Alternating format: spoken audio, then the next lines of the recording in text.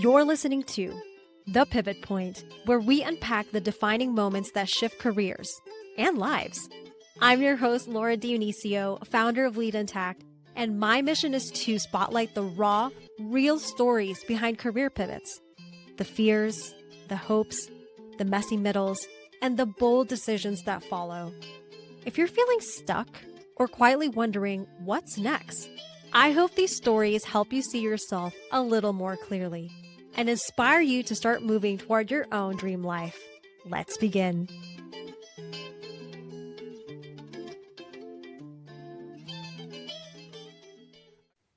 Hey there, before we get into this powerful conversation, I do want to share that we touch on sexual violence in this episode. If that's a hard topic for you, please take care of yourself. Feel free to pause, skip, or come back when you're ready. And with that, let's get to the episode.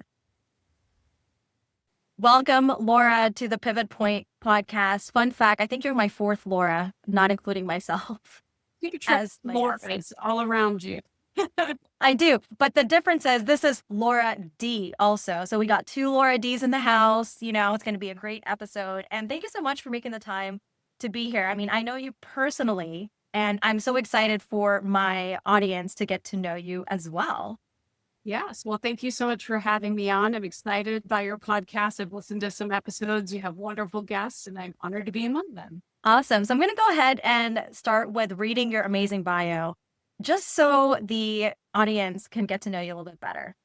Laura Dunn is an award-winning civil rights attorney, former school teacher, and the only middle-class candidate running for Congress in New York's 12th district. She has dedicated her career to fighting for victims in marginalized communities in the courtroom, the classroom, and on Capitol Hill, bringing a powerful combination of legal expertise, working-class values, and bipartisan advocacy. Today, as one of the nation's leading civil rights and victims' rights attorneys, Laura represents a new generation of leadership, one that can bridge divides and deliver results. She is running to bring a new era of accountability, affordability, and responsible innovation to Congress. Before becoming an attorney, Laura taught in public schools serving under-resourced communities, where she saw firsthand how policy decisions shape students' lives, an experience that continues to inform her work on education, equity, and reform. As a survivor of sexual assault, she has transformed her experience into meaningful national impact, helping to shape Title IX guidance with the Obama administration and contributing to the reauthorization of the Violence Against Women. Her work has earned recognition at the highest levels, including an invitation from then Vice President Joe Biden to advise the White House task force to protect students against sexual assault, an acknowledgement on the U.S. Senate floor by former Senator Patrick Leahy, for whom she later clerked. Unbought, unbossed, and unafraid, Laura L. Dunn is fearless for the people. Yes. Welcome. Wow. This is the thing, Laura. Like, I know you personally, and it never ceases to amaze me when I read your bio. You have done such incredible things. And for those who are watching on YouTube, Laura has her pin on her shirt because she's running for Congress for NY12. And what I would love to start with is, can you talk us at a high level, what brought you to this moment of running for Congress? Like, where did this desire start to be fighting fearlessly for the people? Great question. I am someone that has always found a voice for what is right in very hard circumstances. So I grew up an evangelical Christian pastor's daughter, and I was in Madison, Wisconsin, which is super liberal. So to be in a conservative setting in a liberal city, like, already creates a lot of conflict. And as a pastor's daughter, I had this unique position to speak my mind without people feeling easily able to challenge me. And I just remember a lot of when I was feeling incorrect in, like, my very soul and my very being. There was a lot of misogyny, homophobia. I'm a queer woman, so that did not land well with me personally. And definitely just always realized that there was some level of hypocrisy going on within the church. And so I used my position all the time to kind of question things, push back on things, and speak for those who didn't feel comfortable, because I had that position to be able to speak. Oh, I think their virtue of like being raised in that setting. I remember Mr. Oline, my social studies teacher from high school, first saying you could be a senator. And I like kind of kept it in my head. And throughout my life, people have said it at different points. And that's just to let the audience know, like women need to be asked to run like something like 7 times before they do it. So if there's someone in your life, man or woman, but definitely for women especially, that you're like, I see leadership in you, say it, vocalize it, and encourage people because we really do store this in our hearts and use it to build us up. So I didn't know that I was going to experience sexual violence in college. That really shattered my entire worldview and my faith in institutions. I saw a system that was built to hide violence and shame women into silence and other victims into silence, and spoke out there and used my name, face, and story at a time when no one did it. It was pre Me Too. And so this journey of finding my voice over and over and being in a position to make change really, I think, characterizes my life. And it's no coincidence. I think that as a very little girl, like I'm talking 3, 4, 5 years old, the story of Esther in the Bible really stood out to me. And that is all about a woman who is effectively imprisoned. She may have been a queen, but it was not by her choice. It was to someone that she was forced to marry. And she used her position and used her voice to save people. Wow. I have goosebumps just listening to the story. I don't think I knew this much detail, even though I know you personally. And what I'm connecting with, and first of all, it sounds like you've had this inner knowing even as a 3 to 4 year old and recognizing the story with Esther, like being in prison, but it wasn't by choice. And the idea of finding your voice and using your position to make change. I'm curious because I'm sure there is somebody, even in this first 5 minutes of us talking, especially who might be in the church. Again, this is not a judgment, but I just hear a lot of stories where there's this kind of conflict, like you said, and it sounds like you notice it pretty quickly on. For the listener who is kind of feeling this inner conflict, what would you say on like, how do they navigate that? Especially because you went through like a horrific experience of sexual violence in college. And it sounds like you went through a period where I think you said something like it made you a question and see things about the institution of religion, something like that. Like, how would you advise somebody who's feeling this inner conflict? Oh, that's a great question. For me, taking space was necessary to resolve that conflict. So when I turned 18 and no longer had to be the pastor's daughter sitting in the pew, I stopped going for a while. It didn't mean I lost my faith. It was a time for me to reassess. And occasionally a family member would like bring me and I would sit there and I would actually get, after my assault, I would get deeply, deeply emotional and distressed. And it was because there was no message for someone like me in this community. There was only judgment and blame if there was any conversation.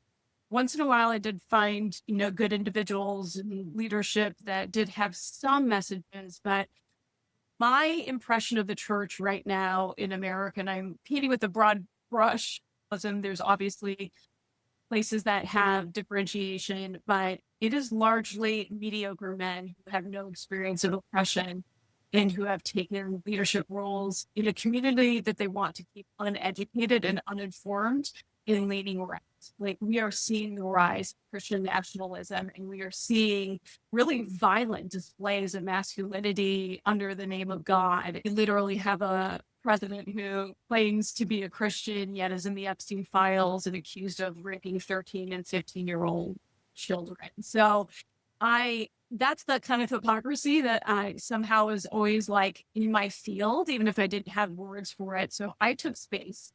And then I found healers that really spoke what I felt was truth, and spent a lot of time with executive coaches, spiritual healers, traditional therapy, psychedelic healing, which is a big piece of my journey.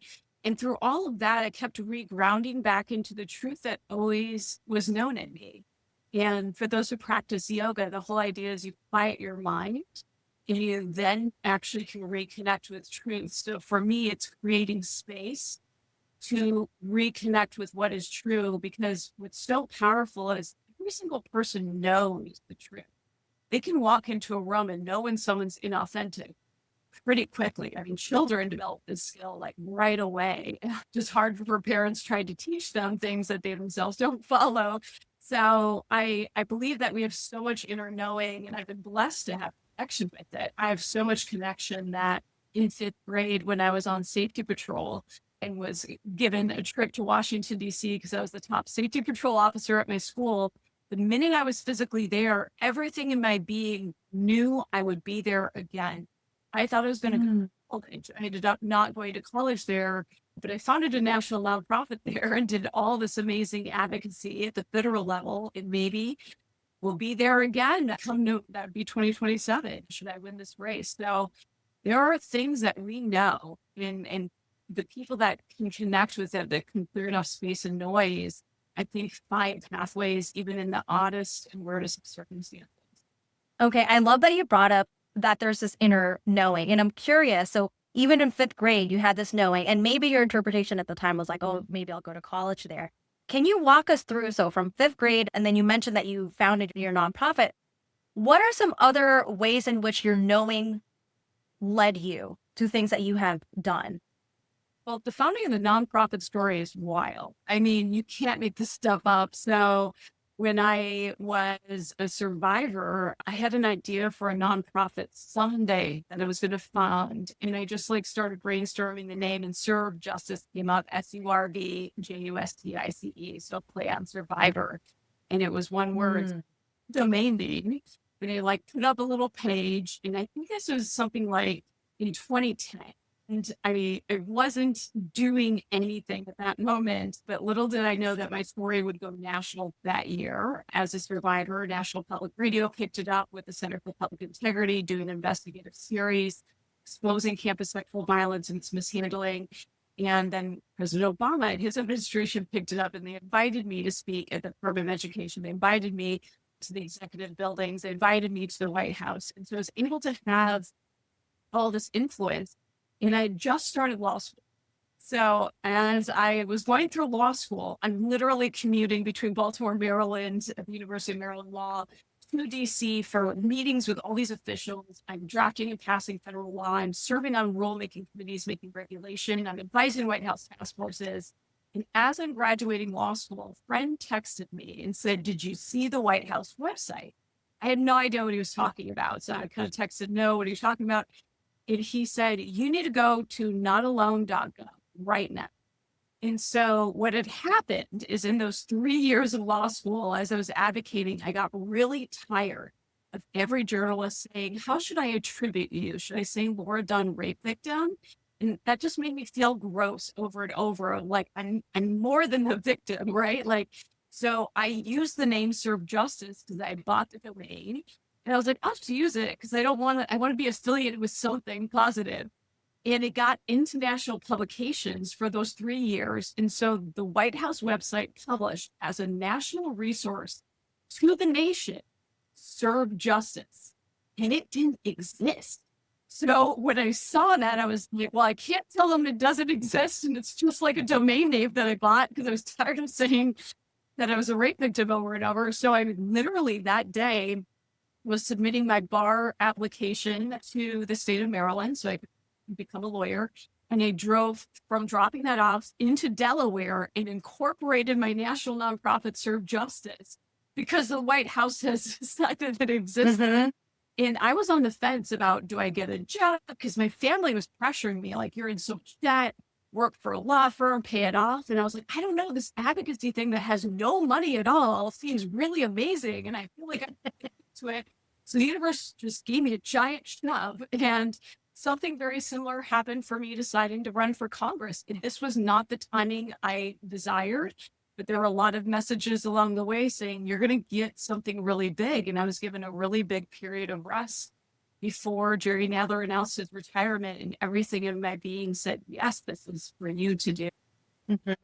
Wow. So much to unpack there, Laura. And you know what's amazing is I can tell that I can hear it in your voice. I can see it like in your body language that this is still such a meaningful time in your life, how this all came to be and how it's still coming to be. And I just want to zoom into the moment because What I love about like why I started this podcast is because I want to share people's stories in the hopes that there's a listener out there who sees themselves in their stories. And what I would love is, can you talk a little bit more, like if we could zoom into the moment where even where you just started to make these choices that you didn't know where it was going to lead? How did it feel? Because now you can look back and be like, oh yeah, it totally makes sense. But at the time when you were doing this, your family was pressuring you to find a job because you're in debt.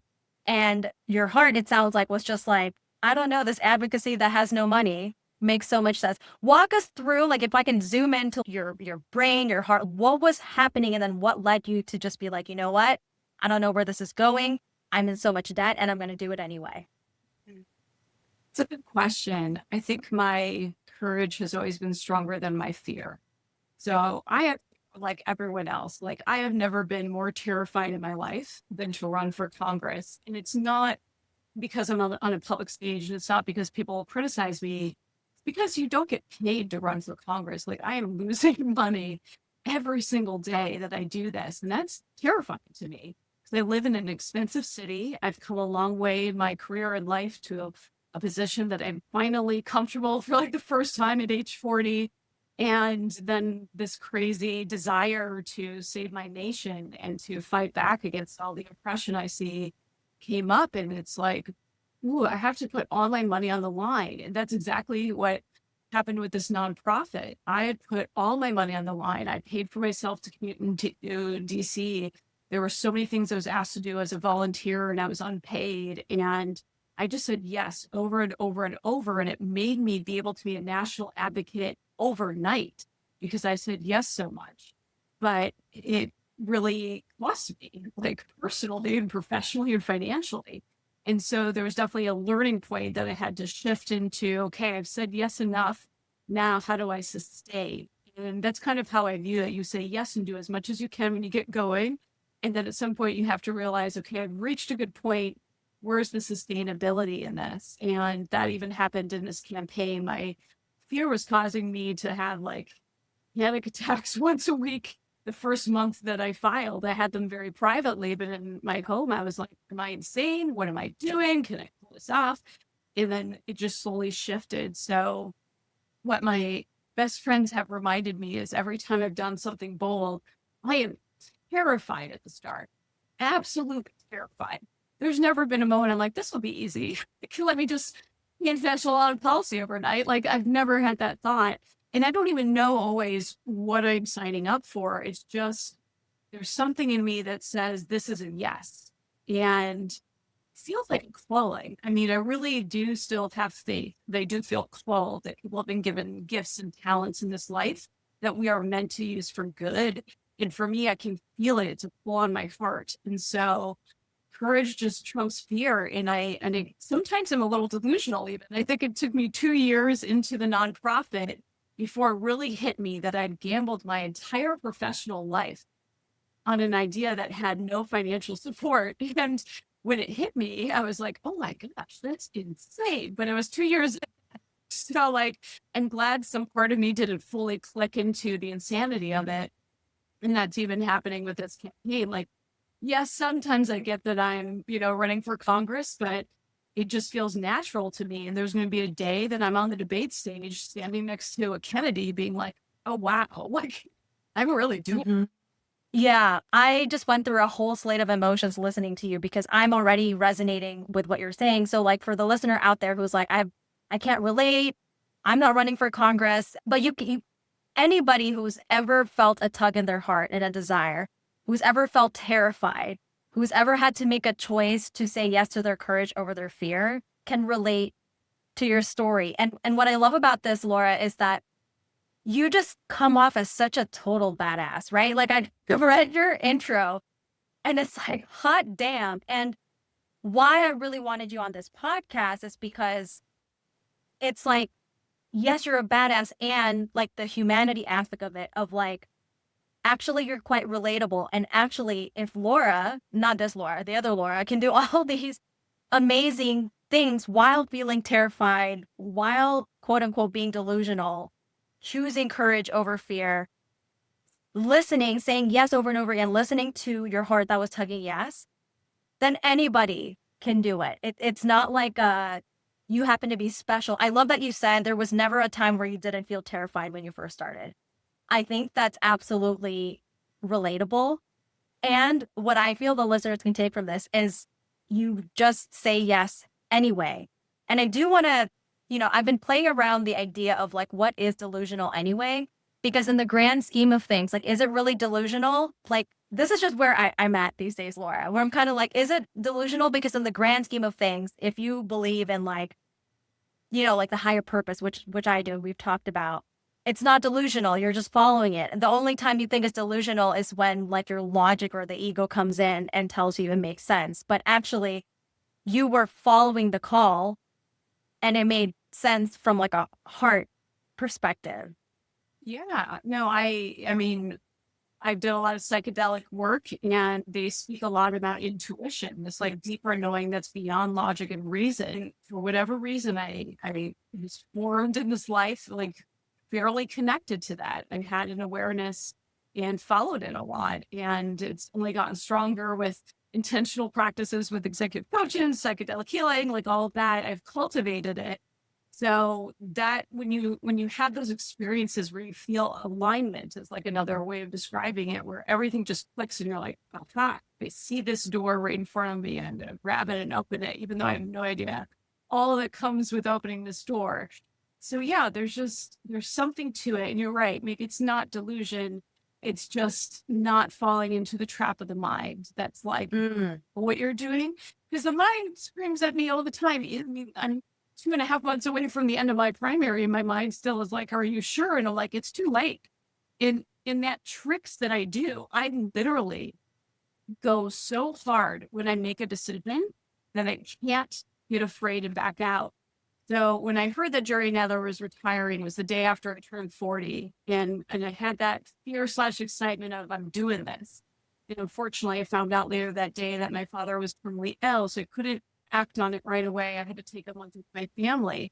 But can't come October 1st, I filed with the FEC and I filed before I had a campaign plan, campaign team, before I what we even knew what the district fully looks like. Because the first time I pulled up the district and saw that it's pretty much all of Manhattan, I had a little like moment that it's much bigger than I thought and so many people, but I did it on purpose. I wanted to lock myself into this commitment. And that's how I've always done it. That's why I filed Serve Justice as a nonprofit. I'm like, I'm locked in. I have no business plan. I have no way to fund this, but I'm doing it. And so for me, that's my little trick. When I feel that yes, I immediately make a big move. And then when my brain starts yelling at me, I'm like, haha, it's too late. You've invested. I love that.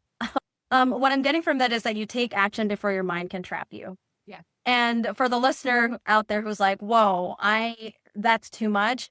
You can still take the action. Maybe it's not as big and brave as what Laura has done, but take the scary action.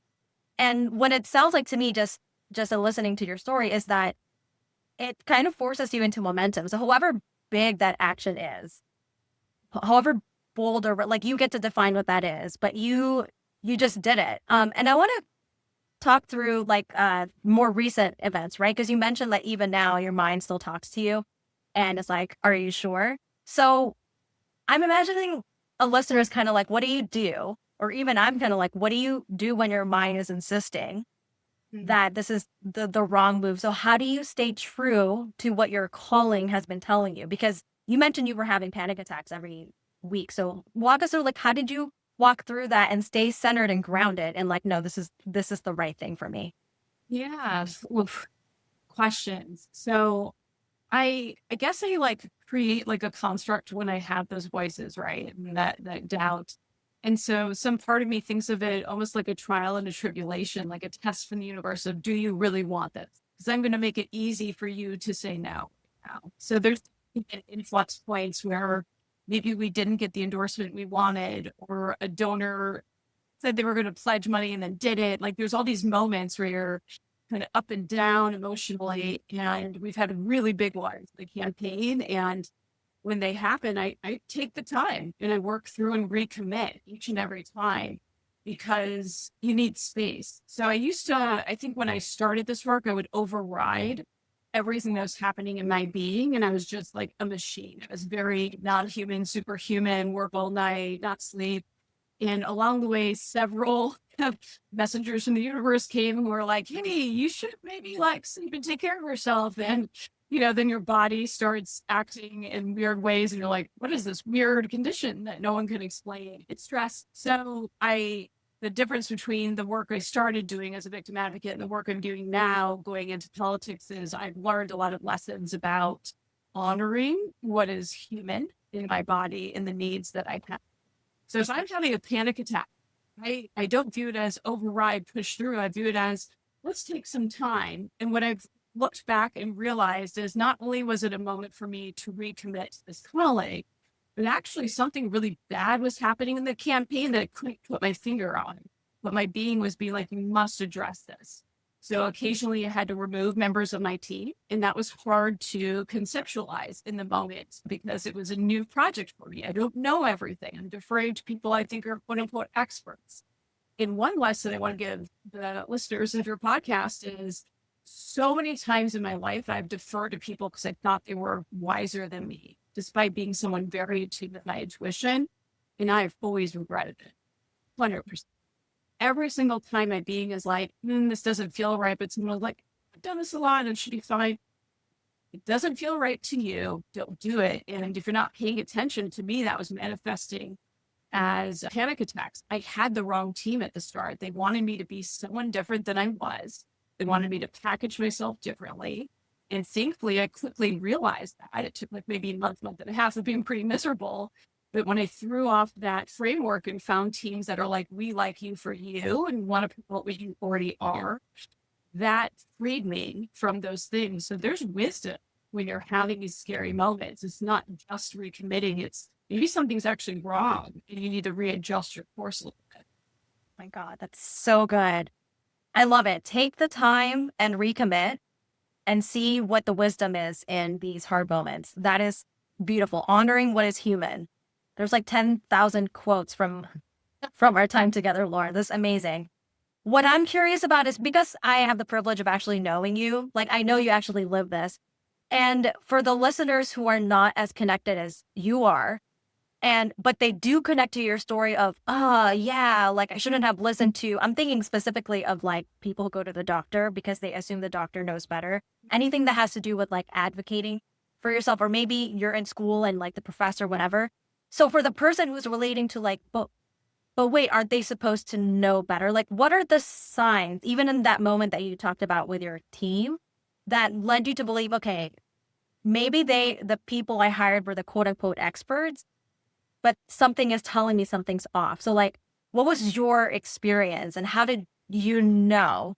For me, it shows up as a very particular sensation, almost like I'm not in my body anymore, like I'm losing myself.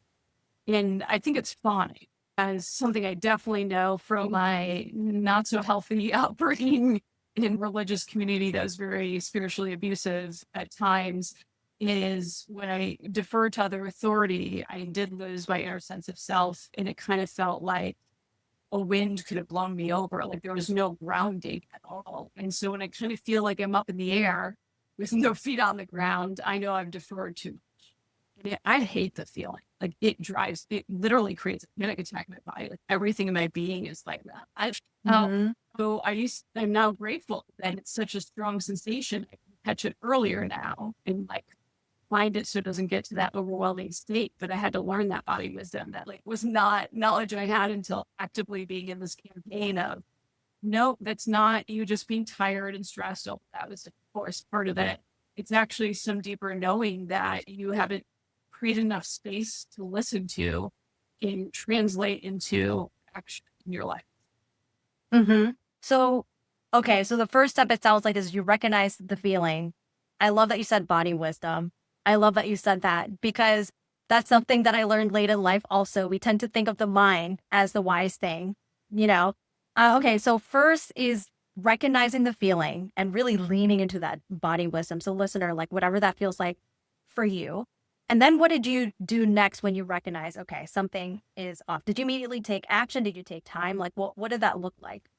Oh, I created a habit of taking warm baths at night and just being by myself with no distractions to process because it both soothed my body, prepared me for bed. 'Cause my insomnia went off the charts when I signed up to run for Congress. It's still off the charts. Mhm. It's just getting better. Some days I'm actually tired and fall asleep, but sometimes my mind is racing, and that means I haven't created that container, that space that I need to work through everything.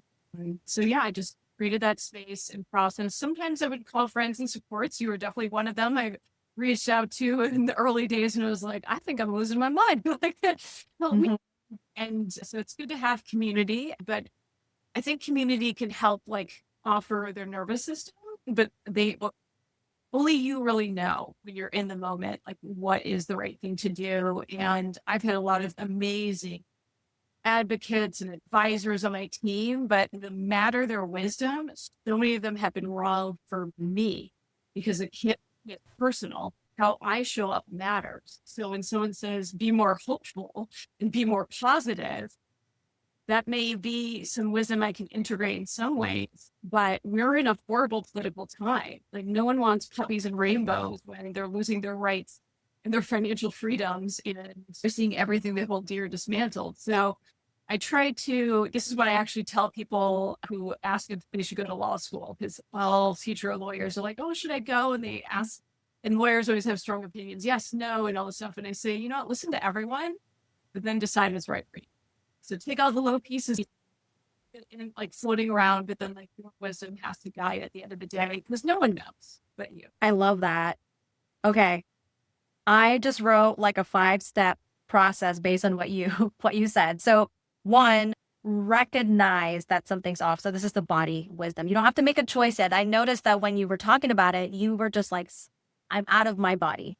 I don't like this feeling. You didn't immediately go into what is it, what do I do, etc. I love that. So listeners, it's a process. So recognize a feeling, tuning into the body wisdom. What I love that you did is like before this even happened, it sounded like you'd already created a ritual. Like you already created like that container or that habit, whatever you want to call it, to give yourself space to just exist. So I love that. So that's the second step. Third step is reach out to community, to regulate your nervous system a little bit. And then the fourth step is like what you just said, the advice you give to anyone going to law school is listen to your own wisdom. You decide. And then the fifth is to act from there. Mm-hmm. So there you go. 5-step process from Laura on what to do when you're feeling off. So I want to talk a little bit more about your campaign and really give you a chance to talk about like why now and why does this matter to you so much? Because you mentioned that you're terrified, you're putting your finances on the line, you're like putting everything on the line. Yeah. So there was like a few kind of things few commitments I made. I told you my tricks. So when Trump first won, I was with those groups that are trying to get more women into office. So I did She Should Run, Vote Run Lead, Leaders in Educational Equity, which is for Teach for America alumni. And I did all these trainings being like, I may have to step up because I want to resist someone like this who brags about sexually assaulting people, who is openly racist, mocking the disabled. Like, these are the civil rights attorney. He's like everything I stand against. So I was preparing myself. And it wasn't the right time then, but I also transitioned out of my nonprofit and went into for profit to hone my litigation skills, to be tougher in the courtroom and actually sue the Trump administration as one of my last acts in my nonprofit before switching into for profit to block them undermining Title IX. And so I was preparing, and obviously then President Biden won, and I was like, oh, maybe I don't need to be called, and I can, take some time. And I used those years to actually build my financial wealth for the first time in my life. So I ended up selling my national nonprofit after building it for 4 years. I'm sorry, my national for-profit organization, LL Dunn Law Firm, and sold it and gave myself 8 months off, which I never had. I've been working nonstop since the day I was assaulted, trying to advocate since age 18 to age 40. You can do the math there. And I needed that. My body got shingles like right at the start of my vacation because it was folding so much and just like couldn't anymore. So I used that time, I prepared, and everything in me was like, something's going to come. So you really need to rest. Then I saw Trump win, right? That happened during that period. And I knew that I had to run. And the question was just which race? Is it here? Is it somewhere else? What level? And it always kind of looked at Representative Jerry Nadler's seat because I was living on the Upper West Side. I'm very politically engaged. It's a very political neighborhood. And so I knew he would retire eventually. And I thought I had time. And then he retired 2 years earlier than everyone said he was going to. And I was at that time at NYU Stern getting executive MBA. I had to leave that path. I had to pause that program and immediately shift everything into this. And I took a month because, like I mentioned, I was with family, with my father being terminally ill. And during that period, I really was like, I do this. I'm like, well, I have more money than I've ever had. And it's from suing rapists and perpetrators. Like what poetic justice to put that towards against one for office. And I don't know when I'll have this kind of money again in my life. So that was like a good step towards it. And, I heard President Trump say, I'm going to run for a third term and I'm going to get rid of free and fair elections. And I believe him. I believe that he wants that. Will he do it? I don't know, but he wants to. And he does a lot of the stuff he says. So I kind of had a conversation with myself. If you don't run now because you want more time, you want to finish your degree, you want more money, you'd like to, I don't know, get married, have kids, have a house, like do the things people do in their life. And I was like, will you regret it though, if he takes over and there's no elections? And the answer was yes. If I can do something to stop this moment, I want to do something to stop this moment. So I had to put myself in a very uncomfortable position of running before I was prepared, building a team on the fly. I've literally been making the airplane as it's in the air. That's never how you want to do campaigns, by the way. It's fair before you've announced, but that's how I've always done everything. So part of me is like, you're ready for this moment, and I want to do it for our nation. I love our democracy. I love our rights and freedoms. We have been the envy of the world because of what we've done, and it was still an imperfect union. I'm a civil rights attorney. I saw the imperfection.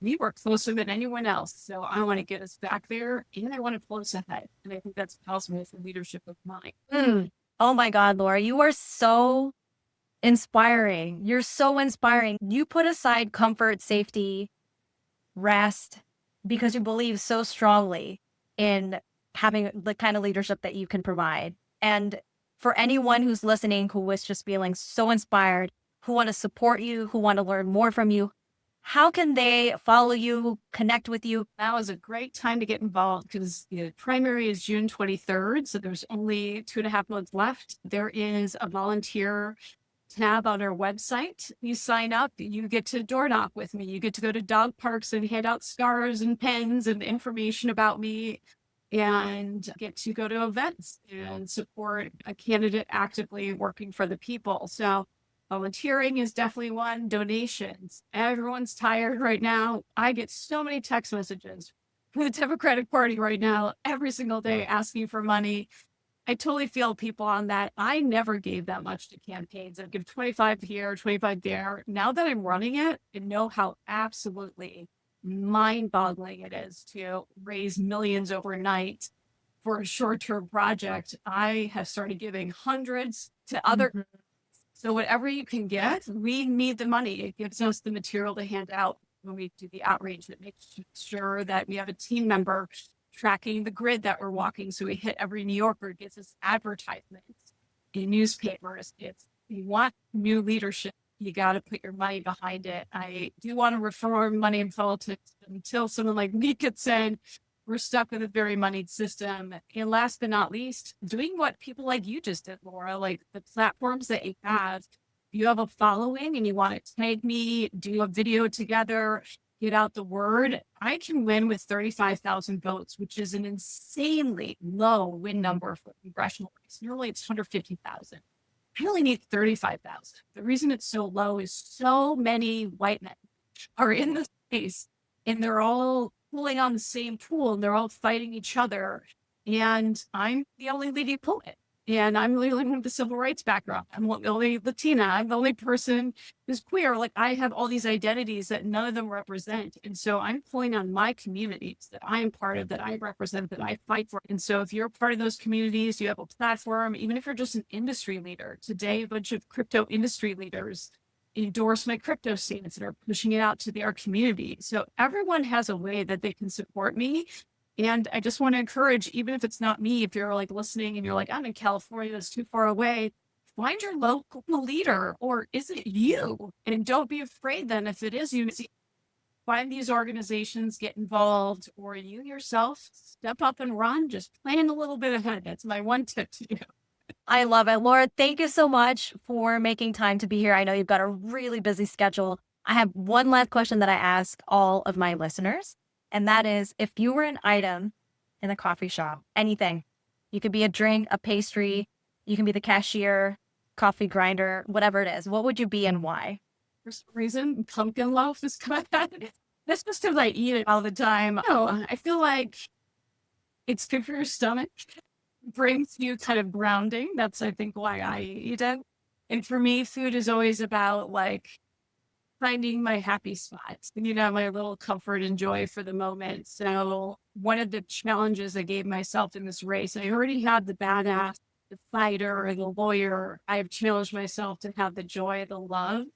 And it's a weird thing to call in, I think, in politics, but it's also exactly what's missing in politics. So I want to be the thing that also makes you feel good, that gives you hope, that makes you feel grounded and like everything's going to be okay. And for some reason, pumpkin loaf says that to me. I love it. Thank you so much, Laura, for making the time again to be here. Yes, thank you for the pleasure of being on. Big thanks again to Laura Dunn for sharing her story so openly. These conversations are such a reminder that no pivot is too messy, too late, or too unconventional. If something she said resonated, don't keep it to yourself. Share this episode with someone you know who needs it. And when you're ready to start your own pivot, head to www.leadintact.com for free resources or book a free 20-minute call with me. I'm here for you.